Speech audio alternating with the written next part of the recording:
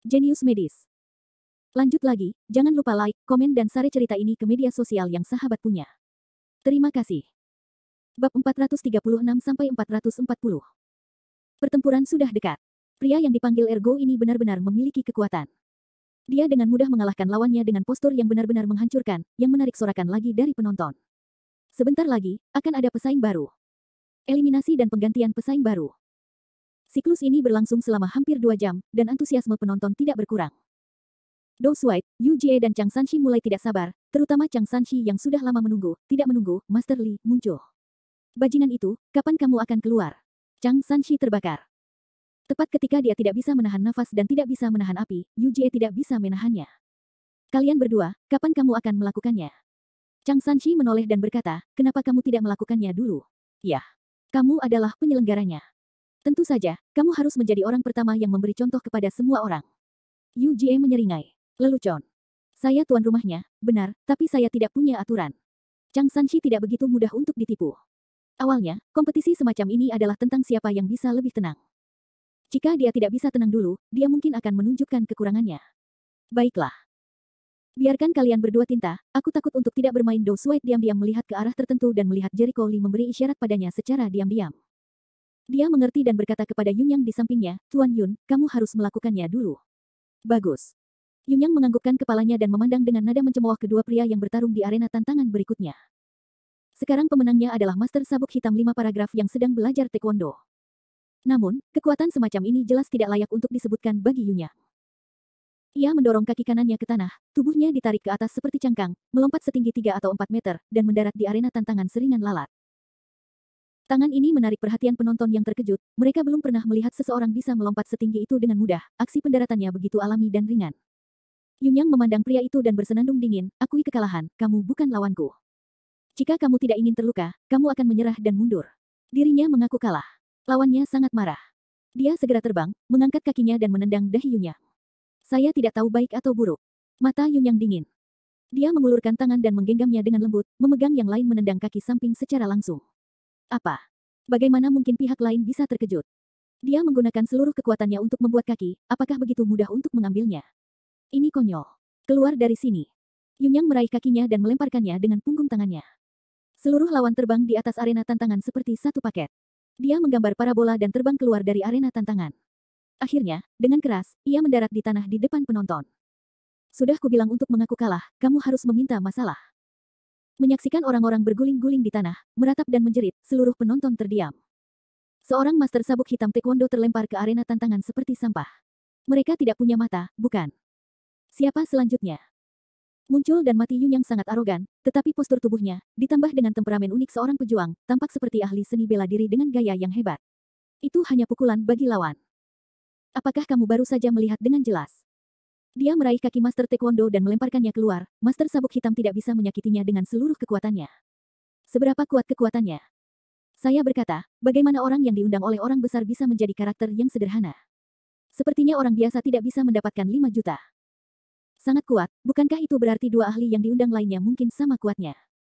Omong kosong, bukankah itu sudah jelas? Orang-orang mendecakkan lidah mereka secara diam-diam, dan kerumunan itu berteriak. Jelas sekali bahwa kekuatan Yunyang telah memberikan kejutan dan dampak yang luar biasa. Mendengarkan diskusi di telingaku, Feng Linger sedikit mengernyit dan bertanya, Paman kedua, bagaimana Yunyang di atas panggung ini dibandingkan denganmu? Seberapa yakin Anda bisa mengalahkannya? Seberapa yakin? Hehe, ini baru pertengahan latihan Ki. Aku bisa menghancurkannya dengan satu tangan. Feng Incheon sama sekali tidak memperhatikan Yunyang. Mendengar jawaban ini, Feng Linger segera menundukkan hatinya, mengangkat alisnya dan menunjukkan senyuman, oke. Saya tahu paman kedua tidak akan mendapat masalah. Meskipun dia baru di awal pelatihan Ki, dia bahkan belum memahami cara Yunyang, tapi dia tahu bahwa ada kesenjangan besar antara periode pelatihan Ki dan periode pembangunan fondasi. Tidak sopan mengatakan itu di tahap akhir. Dari 10 pelatihan Ki dan pada tahap awal satu konstruksi fondasi, mereka hanya dapat digulung dan digantung. Kesenjangan antara tingkat yang berbeda adalah kesenjangan, semakin banyak semakin besar. Paman kedua. Putra roh angin tidak berdaya, angin Incheon tidak cemas, dia juga tidak bisa memaksa seseorang untuk naik. Begitu sabar untuk terus menonton pertandingan, dia secara tidak sengaja menoleh ke samping dan melirik, wajahnya tiba-tiba menjadi kaku, hampir tidak ada ledakan gas. Jericho Lee sedang bermain dengan ponselnya dengan kepala tertunduk. Brengsek. Saat ini, aku sedang bermain dengan ponselku. Persaingan sangat panas sehingga dia tidak menyangka Jericho Lee sedang ingin bermain dengan ponselnya. Tanpa mengucapkan sepatah kata pun, dia meraih ponselnya telepon. Jericho Lee dengan tajam merasakan ada yang tidak beres. Dia cepat dengan mata dan tangannya. Dia menarik tangannya ke samping. Feng Linger bergegas ke udara. Dia mengerutkan kening dan berkata, apa yang kamu lakukan? Apakah kamu gila? Apakah Anda sedang ingin bermain-main dengan ponsel Anda, anak roh angin, dengan ekspresi wajah yang tidak masuk akal? Apakah bukan urusanmu jika aku bermain-main dengan ponselku? Kamu terlalu lebar, Jericho Lee memutar matanya. Kamu. Aku tidak peduli padamu, anak roh angin, jangan berlebihan, Hoof Ground abaikan seseorang. Dia tidak tahu bahwa Jericho Lee tidak ingin bermain-main dengan ponselnya, tetapi permainannya juga membosankan. Awalnya sedikit menarik untuk ditonton, lalu semua yang disebut ahli muncul di atas panggung. Ada praktisi taekwondo dan praktisi karate. Dan belalang, mabuk. Itu membuatnya ingin tertidur. Semacam ini pekerjaan terampilnya tidak sebaik dua trik rock pertama, jadi dia hanya bermain dengan ponselnya di arena tantangan. Setelah Yunyang naik ke atas panggung, dengan kekuatannya sendiri di tengah latihan Ki, dia hampir bunuh diri. Hampir tidak ada lawan yang bisa bermain, 3 atau 2 di bawah dia dikeluarkan dari ring. Mereka semua orang-orang yang tidak berguna. Mereka tidak berkelahi sama sekali. Yunyang sangat bangga di dalam hatinya, dan secara bertahap mulai berkembang. Pada saat ini, Yu Jie tidak bisa duduk diam dan memandang Ren Hua di sampingnya. Tuan Ren, menurut Anda itu waktunya memberi pelajaran pada orang itu. Bab 437. Sudah waktunya untuk itu. Aku benar-benar kecewa karena Yun Hua memiliki saudara yang tidak mengetahui keunggulan langit dan bumi. Ren Hua tidak bisa menahan menggelengkan kepalanya. Yunyang mengenalinya begitu dia muncul. Awalnya, dia sedikit takut pada Yun Hua, tapi itu tidak sama untuk Yunyang. Bagaimanapun, kekuatan Yunyang hanya di tengah-tengah pelatihan Ki, yang jauh lebih buruk daripada Yun Hua. Suara mendesing. Begitu suaranya turun, Ren Hua tampak seperti anak panah yang tajam, menyapu ke arena tantangan. Dia berdiri dengan bangga menatap Yunyang, melengkungkan tangannya dan berkata, Ren Huaku, aku di sini untuk mempelajari keterampilanmu. Ren Hua. Yunyang Leng selanjutnya, mengerutkan kening dan bergumam, sepertinya aku pernah mendengar nama itu di suatu tempat. Dia sedikit terkesan dengan nama Ren Hua, tapi dia tidak ingat siapa orang itu untuk beberapa saat. Pihak Yu Jie akhirnya mulai bertarung. Aku sudah menunggu lama sekali, dan akhirnya dimulai. Saya pikir 2 orang lainnya tidak berencana melakukannya. Sekarang ada pertunjukan bagus untuk ditonton. Ada lagi keributan di antara kerumunan. Mereka melihat kekuatan Yunyang. Sekarang mereka menantikan master yang dikirim oleh Yu Jie. Seberapa kuat kekuatannya? Yunyang mengerutkan kening untuk waktu yang lama, tetapi dia masih tidak ingat siapa namanya, jadi dia bersenandung dengan dingin, lupakan. Orang tua, sebaiknya kamu segera turun, jangan sampai aku membunuhmu secara tidak sengaja. Wajah Ren Hua tenggelam. Orang yang sombong. Kakakmu mengatakan hal itu di depanku. Ini hanya tahap tengah dari latihan Ki. Beraninya kamu menjadi begitu sombong. Hari ini, aku akan memberimu pelajaran daripada Yun Hua. Gerakan tiba-tiba tanpa ragu-ragu. Aku melihatnya sekilas, tubuhnya seperti bayangan, menyapu lawannya. Pada saat itu, Feng Incheon yang berada di antara penonton terkejut, ini benar-benar orang ini, hantu cakar elang. Sepertinya Yunyang sedang dalam masalah. Cakar hantu, apa itu? Feng Linger bertanya dengan rasa ingin tahu. Haha, aku tidak bisa menjelaskannya kepadamu sekaligus. Perhatikan baik-baik. Tapi itu harus segera diputuskan. Feng Incheon tidak menjelaskan, tapi menunjukkan senyuman penuh teka-teki, sangat misterius. Us. Sua. Kecepatan Ren Hua adalah sangat cepat, seperti hantu, dan tangannya bergerak maju dan mundur, dan lengannya terus-menerus melambai. Gerakannya sangat aneh, cepat, tidak dapat diprediksi, dan 10 ruas jarinya menekuk, seperti cakar elang. Dia galak, kaya. Dengan setiap lambaian tangan Ren Hua, udara seolah terkoyak. Semburan suara yang aneh membuat orang merasa menyeramkan. Yunyang kaget. Dia mendorong kaki kanannya dengan keras ke tanah. Dia menghindar kembali. Dengan seluruh kekuatannya, dia bisa menghindari cakar Ren Hua. Ren Hua menjaga tubuhnya tetap stabil, dan seringai muncul dari sudut mulutnya. Kamu beruntung bisa menghindarinya sekali. Tapi berapa kali kamu bisa bersembunyi? Sial. Aku ingat, orang ini adalah Ren Hua yang membuat cakar elang hantu. Aku pernah berurusan dengan kakakku sebelumnya. Akhirnya teringat, namun sepertinya sudah terlambat saat ini, karena dia menyadari bahwa dia telah melakukan yang terbaik untuk menghindari serangan Ren Hua barusan. Jelas sekali, kekuatan Ren Hua jauh di atasnya. Aku membiarkanmu bersembunyi sekarang. Aku akan melihat di mana kamu bersembunyi kali ini.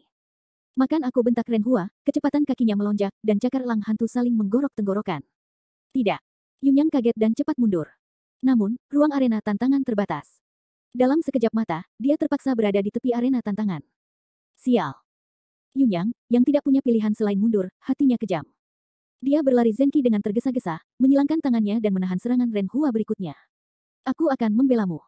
Ren Hua menyeringai menghina di sudut mulutnya, dan cakar elang hantu itu menghantam lengan Yunyang dengan keras. Bang! Yang terdengar hanyalah suara benturan keras. Tubuhnya seperti layang-layang dengan garis putus-putus. Dia terbang keluar dari arena tantangan dan jatuh ke tanah. Seluruh penonton tewas dalam sekejap, dan semua orang memandang Yunyang yang kalah dengan tidak percaya. Detik berikutnya, banyak orang yang terengah-engah dan mulai berbicara dengan ngeri. Bagaimana mungkin? Yunyang dikalahkan dalam satu gerakan. Bukankah dia baru saja memenangkan begitu banyak orang berturut-turut? Ini membuktikan bahwa manusia baru adalah tuan yang sebenarnya. Apakah itu kekuatan yang bisa dimiliki seorang pria? Layak menjadi ahli yang diundang oleh bos. Ini membuka mata. Orang-orang berseru kagum pada saat yang sama, pertempuran seperti itu telah lama melampaui imajinasi mereka. Melihat kekalahan Yunyang, wajah Dou Suai berubah dan suasana hatinya menjadi sangat buruk. Sialan. Pria yang diundang Yu Jie sangat kuat. Dia mengira Yunyang bisa menang sepanjang waktu. Parahnya, dia merasa Ren Hua jauh lebih kuat dari musuh aslinya. Dia tidak bisa menahan diri untuk menoleh dan melihat ke arah Jericho Lee, khawatir. Yunyang dikalahkan. Jika dia ingin memenangkan permainan, dia hanya bisa membiarkan Jericho Lee bertarung. Dalam waktu singkat, namun saat ini Jericho Lee masih bermain-main dengan ponselnya. Dia tidak mendengar apapun tentang arena tantangan. Nampaknya persaingan di arena tantangan tidak ada hubungannya dengan dirinya. Penampilan itu membuat Dou Suai merasa kecewa. Aduh. Li Shao juga salah perhitungan. Apa yang bisa saya lakukan sekarang? Jika Anda kalah, sebidang tanah itu akan hilang. Nilai tanah itu sangat besar. Jika Anda kehilangan sebidang tanah yang luas, meskipun Anda adalah orang kaya, Anda harus merasa kasihan padanya untuk waktu yang lama. Yunyang bangkit dari tanah, menyeka darah di sudut mulutnya, dan memandang Ren Hua di arena tantangan, matanya penuh kebencian. Ren Hua menatapnya dengan jijik, aku sudah katanya kalau kamu membiarkan kakakmu Yun Hua datang, mungkin kamu masih mempunyai kesempatan untuk menang. Sedangkan untukmu, aku tidak pantas menjadi lawanku. Yunyang sangat marah di dalam hatinya, tapi tidak ada yang bisa dia lakukan. Faktanya adalah dia baru saja dikalahkan oleh Ren Hua. Bahkan jika dia memiliki 10.000 ketidakbahagiaan di hatinya, dia tidak dapat membantu Ren Hua. Paman kedua, Ren Hua ini terlihat sangat kuat. Seberapa yakin kamu bisa memenangkannya? Feng Linger mau tidak mau bertanya pada Siang Feng Incheon. Tidak sulit untuk memenangkannya, Feng Rencuan memperkirakan dalam hatinya. Dia tidak menganggap serius Ren Hua. Ren Hua sangat kuat, tapi dia lebih kuat. Itu bagus, Feng Linger menghela napas lega. Di arena tantangan, Ren Hua memandang orang-orang di bawah arena tantangan, memeluk mereka dengan kedua tangan, dan berkata dengan nada mendominasi, siapa lagi yang akan berkompetisi? Jika kamu ingin berkompetisi, cepatlah. Bersikap lunak begitu suara itu turun, semua orang saling memandang. Untuk sesaat, tidak ada yang berani bersaing. Saya bercanda. Kekuatan yang ditunjukkan Ren Hua barusan benar-benar membuat takut banyak orang. Beberapa orang yang awalnya penuh berambisi dan ingin menunjukkan kekuatannya di atas panggung mau tidak mau mundur, mereka tidak ingin naik ke sana dan dikalahkan. Bab 438. Tidak ada yang berani ikut kontes. Ren Hua meninggikan suaranya. Beberapa menit kemudian, seorang pria akhirnya muncul dalam suasana sunyi, dan semua orang langsung fokus padanya. Goldman Sachs yang terkasih, saya akan datang dan belajar darinya. Kenalan lama Jericho Lee lainnya muncul. Anda. Ren Hua memandangnya dan mengerutkan kening, kamu sama dengan pria tadi. Kamu bukan lawanku. Apa yang kamu lakukan di sini? Apakah kamu akan mati? Goldman Sachs menggigil dan berkata sambil tersenyum kering, aku baru saja datang untuk memimpin. Bahkan, dia terpaksa datang. Dia dikalahkan oleh Ren Hua saat melihat gerakan Yunyang. Dia tahu betul bahwa kekuatannya tidak mungkin menjadi lawan Ren Hua. Ketika dia berkuasa untuk menghina, dia mencari pelecehan. Tapi tidak mungkin, persahabatan pribadi dia dan Yunyang sangat dalam, Yunyang berada di bawah panggung untuk menjemputnya, harus membalas dendam pada Yunyang. Dia awalnya ingin menolak, tapi Yunyang sangat bertekad. Jika dia tidak membalas dendam, dia akan menyerah. Dalam keputusasaan, dia hanya bisa memilih untuk berkompetisi di atas panggung. Meski akibatnya dia akan kalah, tapi setidaknya dia tidak bisa berkata apa-apa lagi. Karena kamu ingin mati, aku akan membantumu. Ren Hua tidak menunjukkan kesopanan, jadi dia segera menggunakan cakar elang hantu itu.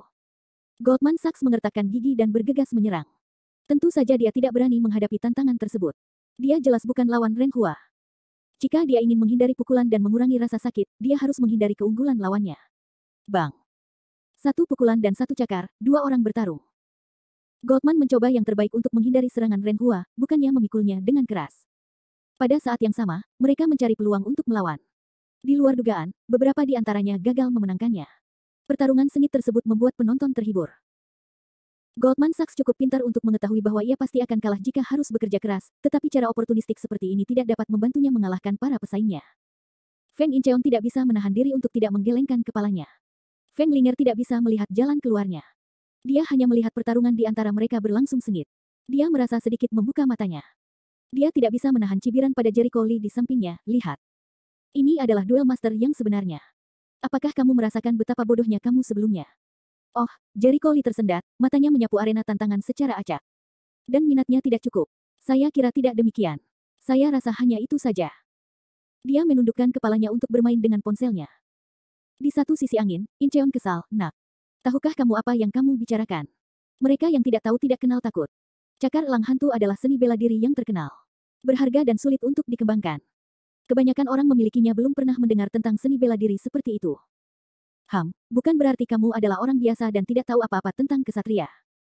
Aku sudah lama menertawakan ketidaktahuanmu. Orang biasa sepertimu bahkan tidak bisa menangkap Ren Hua.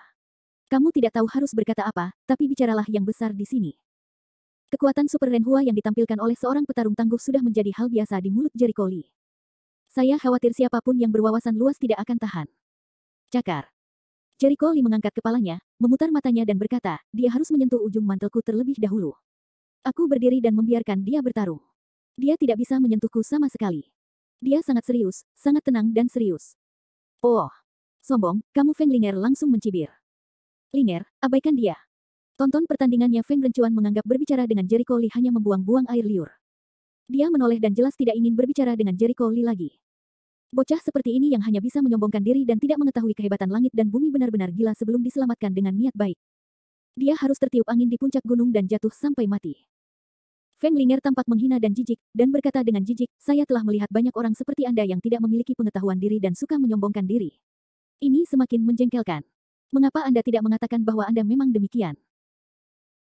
Penguasa ramuan emas. Ada banyak orang di dunia yang suka menyombongkan diri, tetapi penampilan Jericho Lee yang menyombongkan diri membuatnya merasa sangat jijik. Orang seperti ini, murni milik tidak mengenal langit dan bumi, menganggap diri sendiri adalah dunia penyihir, sebenarnya adalah segumpal sampah lumpur. Jericho Lee tidak memiliki ekspresi dan kata-kata. Dengan kekuatannya, dia dapat mengirim Ren Hua kembali ke barat dengan pedang. Terkadang ketika Anda mengatakan yang sebenarnya, tidak ada yang percaya. Lupakan itu, bagaimanapun juga, dia tidak menaruh perhatian pada Feng Linger dan Feng Rencuan. Tujuannya belum muncul. Bang! Keluar dari sini. Ren Hua melotot dengan marah, dan cakar elang hantu itu mengenai dada Goldman. Meskipun Goldman mencoba menghindari serangan Ren Hua, kekuatannya terlalu lemah sehingga tidak bisa melarikan diri dan terkena satu cakar. Dong! Goldman Sachs jatuh ke tanah, memar dan malu. Yah! Kamu pikir kamu bisa bersaing denganku dengan bermain pintar? Kepolosan Ren Hua memeluknya dengan kedua tangan dan sepertinya dia penuh ambisi. Apakah kamu baik-baik saja? Yunyang berjalan mendekat dan membantu orang-orang itu berdiri. Goldman Sachs menyeka noda darah di sudut mulutnya dan menyeringai, tidak apa-apa. Hanya saja dia menderita beberapa luka kulit, yang membuatnya sedikit tidak nyaman. Jangan salahkan saya untuk itu. Tidak membalaskan dendammu. Aku tidak bisa mengalahkan orang itu. Jika kamu ingin memenangkannya, aku khawatir kamu harus membiarkan kakakmu melakukannya. Yah. Bagaimana kekuatannya bisa begitu kuat? Yunyang sangat marah, tapi dia tidak ada hubungannya. Kekuatan lawannya jauh melampaui kemampuannya. Pada saat ini, Ren Hua yang berada di arena tantangan, dengan kedua tangan di punggung, melihat ke bawah ke arena tantangan dan berteriak, siapa lagi yang akan bertanding? Jika tidak, saya akan menjadi juara kompetisi. Suaranya sangat keras, dan kata-katanya cukup lancang. Minchang Sanshi belum mengirim master ke sini, dan hasilnya masih belum diketahui. Dia telah menyatakan bahwa dia adalah pemenang akhir, yang tidak sombong. Paman kedua, haruskah kamu melakukannya? Jika dia tidak melakukannya lagi, ekornya akan naik ke surga. Putra roh angin sudah menunggu dengan tidak sabar, dan buru-buru mendesak angin di dekatnya, Incheon, untuk naik ke panggung. Jika aku tidak melakukannya lagi dan membiarkan Yu Jie menyatukan dunia bawah tanah lusuh, itu tidak baik untuk ketujuh keluarga kita. Feng Rencuan secara alami harus turun tangan, jangan biarkan Yu Jie berhasil. Hanya ketika kekacauan di kota lusuh terus berlanjut, barulah hal itu dapat sejalan dengan kepentingan tujuh keluarga. Ren Hua sedang dalam tahap awal pembangunan pondasi. Meskipun dia sedang dalam tahap awal pembangunan pondasi. Juga dalam tahap awal pembangunan pondasi, ia juga dalam tahap awal pembangunan pondasi, sebagai keluarga seni bela diri yang telah diwariskan selama ratusan tahun, Feng Rencuan telah mempraktikkan seni bela diri kuat yang diwarisi dalam keluarga, dan memiliki banyak kartu. Dia yakin bisa mengalahkan Ren Hua. Feng Rencuan yakin dia bisa mengalahkan Ren Hua dalam 10 gerakan. Bab 439. Namun, saat Feng Incheon hendak berdiri dan memukul Ren Hua, suara seorang pemuda yang sedikit muram tiba-tiba bergema di seluruh penonton. Kenapa kamu ingin memenangkan kejuaraan? Kamu pasti bermimpi. Game ini, pemenangnya hanya aku. Suaranya sangat keras dan jernih. Meski muda, tapi penuh dengan zongki, yang mengejutkan semua penonton. Mereka tiba-tiba menoleh dan melihat ke kiri dan ke kanan. Aneh, dari mana suara itu berasal? Mereka sangat terkejut karena Ren Hua cukup kejam. Siapa yang telah memakan hati beruang dan empedu macan tutul, dan bahkan berbicara tentang memenangkan kejuaraan di situasi ini? Gila. Benar-benar gila. Orang-orang secara tidak sadar menganggap pembicara sebagai orang gila. Setelah mencari-cari dalam waktu lama, mereka akhirnya melihat seorang pemuda berusia pertengahan 20-an di pintu masuk. Dia berjalan ke hadapan publik dengan langkah mantap. Ini. Orang-orang sedikit terkejut. Mereka tidak menyangka pria ini akan begitu mudah. Adapun mereka yang mengikuti pria muda, otomatis mereka diabaikan. Hou Ensao akhirnya keluar. Pada saat ini, Chang Sanshi, yang telah menunggu lama dan tidak sabar, tiba-tiba menjadi tenang, dan seringai aneh muncul di wajahnya. Perubahan ekspresi yang halus ini, terlihat di mata Jericho Lee, alisnya terangkat. Sepertinya orang ini tiba-tiba muncul, seharusnya menjadi master di belakang Chang Sanshi. Dia menoleh dan melihat ke arah pintu masuk. Dia menemukan bahwa wajah pemuda baru itu tampak familiar, seolah-olah dia pernah melihatnya di suatu tempat. Muda tuan. Pengawal itu berbisik kepada An Baifeng. Tunggu saja di satu sisi, amati secara diam-diam, dan beritahu saya kapan Anda menemukan orang itu. An Baifeng memberi perintah. Ya, pengawal itu menerima perintah. Di bawah tatapan orang banyak, seorang Baifeng terus berjalan menuju tepi auditorium. Kemudian dia menginjak tanah dengan jari kakinya, dan seluruh orang itu melompat di tempatnya, seperti kilatan petir. Ada beberapa jungkir balik yang mendarat dengan mantap di arena tantangan. Keterampilan luar biasa ini mengejutkan semua orang di tempat kejadian. Ini, bisakah kamu melompat sejauh itu? Aku tidak punya mata, kan? Bagaimana dia bisa melakukan beberapa jungkir balik di udara seperti matahari monyet? Itukah yang bisa dilakukan orang? Petik 2. Saat ini, baru saja bersiap untuk naik ke atas panggung, wajah Feng Rencuan tiba-tiba berubah, sialan. Bagaimana ini bisa terjadi? Paman kedua, ada apa denganmu? Mengapa kamu tidak naik ke panggung? Biarkan orang ini yang memimpin. Ekspresi wajah anak roh angin agak tidak mengerti. Feng Incheon terdiam, menatap pemuda di arena tantangan dengan wajah muram. Setelah beberapa saat, dia duduk kembali dengan wajah muram dan berkata, permainan ini, variabel seperti itu akan terjadi. Chang Sanshi, terlalu dalam untuk memainkan permainan ini. Dia benci kalau dia salah menilai kekuatan Chang Sanshi. Ketidakberdayaan itu karena tuan yang diundang Chang Sanshi jauh lebih unggul darinya.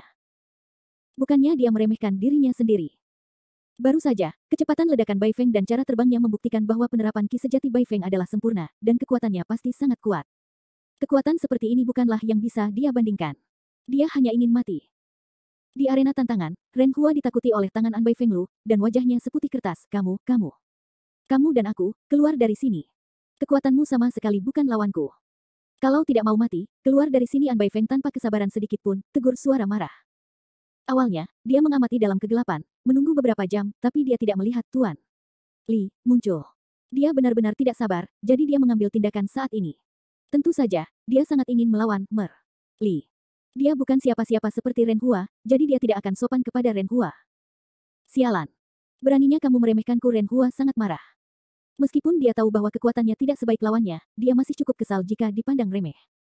Begitu marahnya suara minuman dingin, hantu cakar elang kembali diusir, dan sekejap menyapu An Bai Feng. Kecepatannya meningkat hingga ekstrim, dan dia sampai di An Bai Feng dalam sekejap mata. Ghost Eagle mencakar langsung ke tenggorokan, berpotensi membunuh. Pada saat itu, An Bai Feng mencibir dengan jijik di sudut mulutnya, mengangkat tangan kanannya dan meninju cakar elang hantu Ren Hua. Apa? Ren Hua terkejut, dia tidak menyangka pihak lain akan berani untuk menerima serangannya. Tindakannya adalah bahwa ahli pondasi bangunan jangka menengah mungkin tidak dapat menerimanya, tetapi pihak lain berencana untuk mengambilnya dengan satu tangan. Seberapa besar Anda memandang rendah dia? Ren Hua benar-benar marah, wajahnya menunjukkan ekspresi garang dan gila, dan dia meraung, bajingan. Pergilah ke neraka, bodoh. Seorang Bai Feng mencibir dan memperbesar. Ki yang kuat menyembur keluar dari lengannya dan keluar dari tinjunya. Dia bertabrakan dengan cakar elang hantu. Puff. Begitu tubuh Ren Hua menjadi kaku, wajahnya tiba-tiba memutih, dan tenggorokannya penuh darah. Tubuhnya seperti layang-layang yang garisnya putus-putus. Dengan teriakan, yang melengking, dia langsung terbang dan menghantam tanah. Kotoran, kotoran. Suara pendaratan yang tumpul, seperti palu besi yang menghantam hati semua orang, membuat semua orang kaget. Wow. Leher Ren Hua bengkok, darah mengucur dari sudut mulutnya, lalu matanya terbuka lebar dan 7 lubangnya berdarah. Ada keheningan di tempat itu, diikuti oleh teriakan yang luar biasa dari penonton. Mati. Dia mati. Bagaimana mungkin? Dia dibunuh dengan tinju. Aku tidak punya mata, kan? Sungguh kekuatan yang mengerikan. Terlalu kuat. Apakah ini masih manusia? Sebelum mereka menyaksikan Ren Hua membunuh semua pihak di arena tantangan, tidak ada seorang pun yang menjadi lawannya. Sekarang Ren Hua dibunuh oleh seorang pemuda dengan satu tinju. Ini sangat dramatis. Juga memiliki dampak visual juga. Penonton merasa bahwa mereka otak saja tidak cukup, dan mereka tidak bisa membungkuk untuk sementara waktu, sehingga mereka hanya bisa duduk di kursi mereka dengan ekspresi terkejut. Di tahap selanjutnya dari pembangunan pondasi. Bagaimana mungkin? Feng Incheon hampir konyol. Dia duduk di kursinya dengan keringat dingin, dan wajahnya tampak sedih. Awalnya, dia berpikir bahwa kekuatannya di masa-masa awal pembangunan pondasi seharusnya tidak memiliki saingan dalam kontes ini. Yunhua, satu-satunya seseorang di kota Luzu yang mengancamnya, tidak datang ke tempat kejadian. Dia pikir sudah pasti dia akan memenangkan permainan. Namun, dia tidak pernah bermimpi bahwa dia membunuh seorang Cheng Yaojin di tengah jalan. Tahap selanjutnya dari pembangunan pondasi. Dengan kekuatan seperti itu, dia tidak bisa menjadi lawan sama sekali. Pantas saja dia begitu ahli dalam menggunakan ki. Karakteristik terbesar dari pembangun seni bela diri dasar adalah menggunakan ki yang sebenarnya untuk meningkatkan kecepatan. Semakin tinggi tingkat kekuatannya, semakin baik penggunaan ki yang sebenarnya. Bab 440. Ini merepotkan. Aku khawatir kali ini Chang Sanshi ingin menyatukan dunia bawah tanah kota Lusu. Ketujuh keluarga itu salah perhitungan. Segera dia memikirkan konsekuensi yang lebih buruk. Dengan master seperti itu di tempat kejadian, tidak ada yang bisa menandinginya. Dalam kontes ini, Chang Sanshi pasti akan memenangkan kejuaraan, dan kemudian melampaui Do Shuai dan Yu Jie sepenuhnya dan menjadi raja baru dunia bawah tanah Lusu. Saat itu, ketujuh keluarga tersebut ingin memancing di perairan bermasalah di kota Lusu, namun tidak senyaman sebelumnya. Saya tahu tidak ada salahnya mengikuti An Shao. Melihat An Baifeng di atas panggung, dia dengan mudah membunuh Ren Hua. Chang Sanshi sangat bersemangat. Dia telah meramalkan prospek indah dari kemenangan besarnya. Bagaimana mungkin? Tuan Ren terbunuh. Wajah Yu Jie menjadi pucat. Dia tidak percaya Yu Jie akan terbunuh dengan gerakan kedua. Dia duduk di kursi seperti jiwa yang tersesat. Paman kedua, ini masalah besar. Bagaimana tuan misterius yang tiba-tiba muncul ini bisa begitu kuat? Paman kedua, bisakah kamu mengalahkannya? Putra roh angin juga takut dengan kekuatan Baifeng, tapi itu tidak terlalu resah. Dia merasa jika dia membiarkan Feng Incheon bertarung, dia mungkin menang. Namun, sambil tersenyum pahit, Feng Incheon menggelengkan kepalanya dan menghela nafas, "Linger, aku bukan lawannya." Meskipun dia merasa kekuatannya tidak buruk, dia jauh lebih buruk daripada An Baifeng di tahap akhir pembangunan pondasi. Bahkan jika kita melihat seluruh keluarga Feng Jia, hanya keluarga dan beberapa tetua yang dapat menandingi kekuatan pembangunan pondasi pada periode selanjutnya. Apa? Paman kedua, apakah kamu bercanda? Bahkan kamu pun tidak. Feng Linger tertegun dan tidak bisa mempercayai telinganya. Bagaimana aku bisa bercanda pada saat ini? Aduh. Feng Incheon menghela nafas dalam-dalam, sejujurnya, orang ini telah mencapai tahap akhir pembangunan pondasi. Aku khawatir hanya kepala keluarga dan beberapa yang lebih tua lebih baik darinya. Terlebih lagi, asal-muasal pria ini tidak diketahui. Dia memiliki kultivasi yang kuat ketika dia masih sangat muda. Saya khawatir ada keluarga yang sangat kuat di belakangnya. Saya tidak bisa memprovokasi dia. Feng wajah Linger kusam dan tenggorokannya terasa mual. Dia tidak percaya bahwa pemuda ini, yang terlihat seperti saudara laki-laki ketiganya, sebenarnya adalah kultivasi di tahap akhir pembangunan pondasi. Kakak ketiganya baru saja menyelesaikan pelatihan Ki. Kesenjangan seperti itu, ini adalah hari. Seorang Baifeng melirik ke depan dan ke belakang penonton dengan sepasang mata dingin. Tiba-tiba, matanya tertuju pada Feng Rencuan, dengan cibiran di bibirnya, di masa-masa awal pembangunan pondasi. Mengapa kamu tidak datang dan bertengkar? Dia merasa seolah-olah sedang diawasi oleh ular berbisa pada saat itu, dan hatinya terasa dingin. Penampilan yang mengerikan. Orang ini sangat kuat. Feng Rencuan takut naik panggung. Dia sangat jelas bahwa dengan kekuatannya sendiri, dia tidak bisa menjadi lawan dari pihak lain sama sekali. Pergi ke kompetisi adalah cara untuk bunuh diri. Saat ini, satu-satunya pilihan adalah berpura-pura mati. Cibiran di wajah Bai Feng semakin membesar, haha, sepertinya aku tidak berani naik. Lagi pula, keluarga di Tingcheng, Huizu, tidak bisa naik ke panggung. Kota paviliun pulang. Latar belakang Feng Incheon terungkap yang langsung menarik banyak perbincangan. Pria ini sebenarnya adalah anggota keluarga Feng. Konon keluarga Feng di Tingcheng adalah keluarga terbesar di daerah setempat. Tidak peduli seberapa kuatnya, bukankah ia seperti kura-kura yang hanya bisa mengecilkan kepalanya? Hentikan. Menghadapi kekuatan absolut, keluarga besar manapun akan kosong. Seseorang mengeluarkan suara menghina, yang seperti duri beracun di hati Feng Rencuan, membuatnya merasa malu dan ingin menemukan cara untuk masuk. Jika Feng Haichen ada di sini, mungkin dia bisa melakukan beberapa gerakan dengan saya. Tentu saja, saya tidak harus menjadi lawannya, tapi saya pasti bisa membuatnya minum beberapa pot. Nada suara An Baifeng penuh arogansi. Kehadiran beberapa pencak silat semuanya terasa panas, An Baifeng ini terlalu sombong. Feng Haichen, pemimpin keluarga angin di Tingcheng, dikatakan memiliki kekuatan yang besar. Dia sepertinya ahli dalam periode pembukaan lembah. Berapa banyak gerakan yang bisa dikatakan oleh seorang Baifeng, seorang master seperti itu? Jangan takut untuk berbicara besar. Siapa kamu? Feng Rencuan mengertakkan gigi. Dia merasa pihak lain tidak hanya kuat, tetapi juga misterius. Dia bahkan memecah detailnya dengan satu kata, yang tidak dapat dilakukan oleh seni bela diri biasa. Kamu tidak berhak tahu. An Baifeng bersenandung dingin, sebuah kata untuk membuat Incheon mundur. Angin Incheon berani marah tapi tidak bicara. Dia hanya merasakan rasa frustrasi yang belum pernah terjadi sebelumnya di dalam hatinya. Sebagai anggota keluarga Tin Cheng Feng, dia selalu penuh hormat ketika orang lain melihatnya. Ini pertama kalinya dia diejek seperti ini, tapi dia belum bisa saling memberi pelajaran. Hanya bisa melihat pihak lain menindas kepalanya sendiri. Perasaan ini, belum lagi betapa buruknya. Seorang Sao layak menjadi seorang Sao. Tin Cheng Feng Jia macam apa yang kentut di depan Anjia. Chang Sanshi sangat bangga. Semakin bangga dia, semakin buruk penampilan Yu Jie dan Dou Suai. Saat ini, Dou Suai memiliki wajah pucat dan terus menelan air liur. Dia mengatakan pada dirinya sendiri bahwa pemandangan di depannya tidak benar. Namun tubuh Ren Hua tergeletak di sana, memberitahunya dengan jelas bahwa dia sudah mati. Jantungnya terasa dingin, hanya mendongak, mata dingin di atas pohon maple putih itu, jantungnya berdegup kencang, hanya merasakan serangan mematikan yang kuat, membiarkan rambut dingin sekujur tubuhnya terbalik, merinding. Yah. Dou Suai, biarkan orang di belakangmu keluar. Pada saat ini, kapan dia bersedia menunjukkan wajahnya?